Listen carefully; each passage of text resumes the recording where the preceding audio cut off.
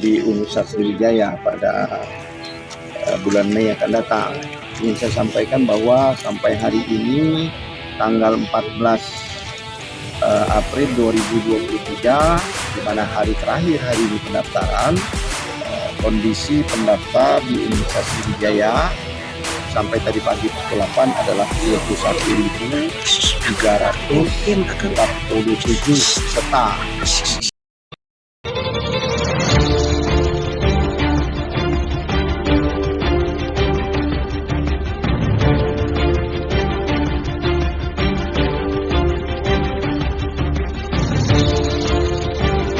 Universitas Sriwijaya Palembang mengumumkan bahwa hingga saat ini jumlah pendaftar yang sudah meregistrasi melalui jalur seleksi nasional berdasarkan tes atau SNBT di Universitas Sriwijaya mencapai 21.347 peserta. Sebanyak 21.347 peserta tersebut sudah melakukan registrasi hingga tanggal 14 April 2023 pukul 8 waktu Indonesia Barat. Dan untuk daya tampung sendiri, Unsri menyiapkan sekitar 41.160 kursi ujian dengan melibatkan beberapa titik lokasi sebagai tempat pelaksanaan ujian seleksi nasional berdasarkan tes atau SNBT yang dilakukan oleh Universitas Sriwijaya. Begini keterangan lengkap dari Rektor Universitas Sriwijaya, Profesor Dr. Anis Sagap kepada tim media belum lama ini. Di Universitas Sriwijaya pada bulan Mei akan datang. Ingin saya sampaikan bahwa sampai hari ini tanggal 14 April 2023, di mana hari terakhir hari ini pendaftaran, kondisi pendaftar di Universitas Sriwijaya sampai tadi pagi pukul 8 adalah 21.347 peserta. Nah, semuanya sudah terdistribusi untuk tes di tempat-tempat yang sudah ditentukan pada peserta mereka. Nah, tes yang akan dilaksanakan nanti dua gelombang. Yang pertama itu dilaksanakan pada tanggal 8 sampai 14 Mei 2023, yaitu gelombang 1 namanya. Nanti gelombang kedua akan dilaksanakan itu tanggal 22 sampai 28 Mei 2023. Nah, semua sudah berjalan dengan baik dan semua anak-anak kita sudah mendaftar dan dapat nomor peserta. Saya selaku rektor mengharapkan kepada semua orang tua, anak-anaknya yang belajar itu dimotivasi, jangan ditakut-takuti karena tesnya nanti tidak akan jauh dari apa yang mereka pelajari di sekolah. Ya, dengan orang tuanya, dengan saudaranya punya kesempatan yang sama. Kita berdoa Allah akan berikan terbaik kepada mereka. Yang kedua pesan saya adalah di dalam ujian seperti ini sering ada oportunis. Orang-orang yang menawarkan bisa menerobos panitia dengan membayar uang sekian, itu semuanya hoax. Masuk perguruan tinggi manapun itu tidak ada bayar-membayar. Kenapa? Perguruan tinggi ini namanya perguruan tinggi negeri, punya bangsa kita. Jadi tidak boleh ada itu. Kalaulah ada oportunis seperti itu, maka lebih baik tidak usah dilayani atau laporkan ke polisi. Kenapa? Upaya penipuan.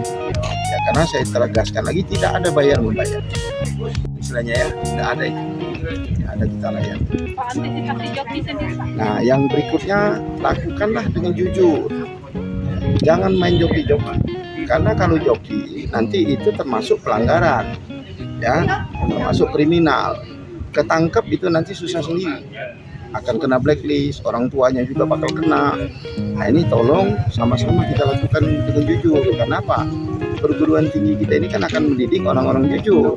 Jadi kalau masuknya saja tidak jujur, bagaimana nanti bangsa kita? Jangan dilayani perjoki-perjokian itu. Ya, tidak usah diikuti. Ikuti saja dengan kita, dengan niat ikhlas. Kita ingin sekolah meningkatkan kompetensi kita, dan juga kita ingin supaya kita berguna bagi nusa. Doa kita, kalau kita tidak menghormati orang tua, hormati mereka, kita doakan. karena mustajab. Banyak pejabat-pejabat kita sukses, tokoh-tokoh sukses, termasuk saya dan Prof Zul, itu adalah hasil doa orang tua. Saya pesan betul, sebelum pergi ujian salaman kepada orang tua, kita doa. Dan hari H tidak usah tegang-tegang kalau nanti hadapi. Ya kita kan sudah belajar, sudah optimum ya, tinggal menghadapi dan nanti ujian kita berdoa apa yang kita pelajari itu yang keluar. Ya, mengkoordinir untuk wilayah tes Sumatera Selatan.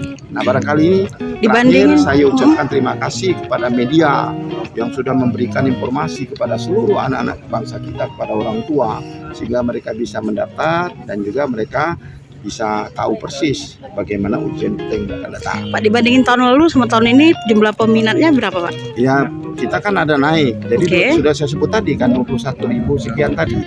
Ya, nah jadi ada kenaikan sekitar 10% lah. 10% ya Pak. Itu sesuai dengan. Nah, jadi memang ini menunjukkan bahwa anak-anak kita memang minat untuk menuju perguruan tinggi itu lebih besar lagi. Ya, harapan kita nanti ke depan Unsri akan maju, dosen akan tambah banyak, sehingga memang kita punya target apabila nanti Unsri maju ke depan akan bisa nambah banyak dosen ya, maka daya tampung akan bisa meningkat.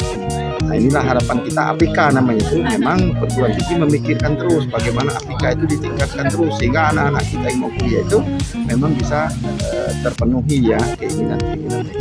Demikian saya kira.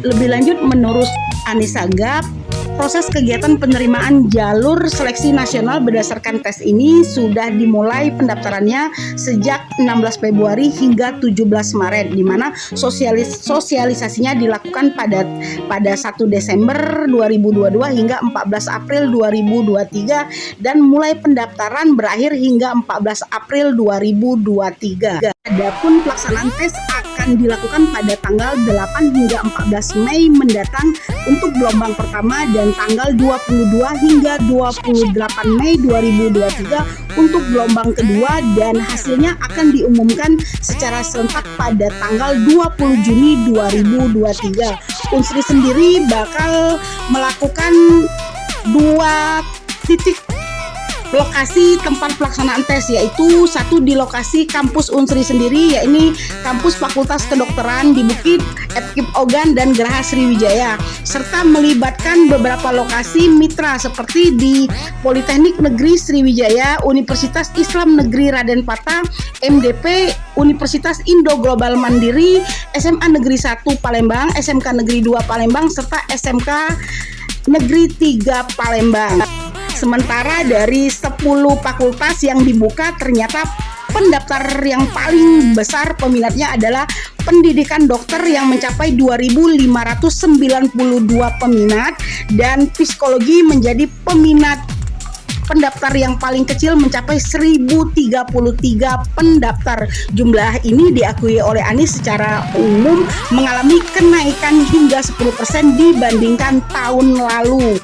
Nah, demikian yang disampaikan langsung oleh Rektor Universitas Sriwijaya, termasuk pesan-pesan yang dia sampaikan agar semua calon mahasiswa bisa berdoa, belajar, dan tetap menjauhi hal-hal yang mengandung perjokian. Dia juga mengingatkan agar para calon mahasiswa menjauhi narkoba, karena setelah dinyatakan lulus, para mahasiswa akan dites narkoba yang melibatkan tim dokter. Jika tidak lulus, jika terdeteksi mengandung atau menggunakan narkoba, maka dinyatakan tidak lulus. Demikian lengkap yang disampaikan oleh Rektor Universitas Sriwijaya Palembang. Bagi kalian yang ingin tetap mengupdate berita-berita yang terjadi di Sumatera Selatan, cukup klik di www.indonesiainsight.com. Demikian laporan langsung dari reporter Indonesia Insight Dewi Handayani dan kameramen Adam Hasani langsung dari Palembang, Sumatera Selatan.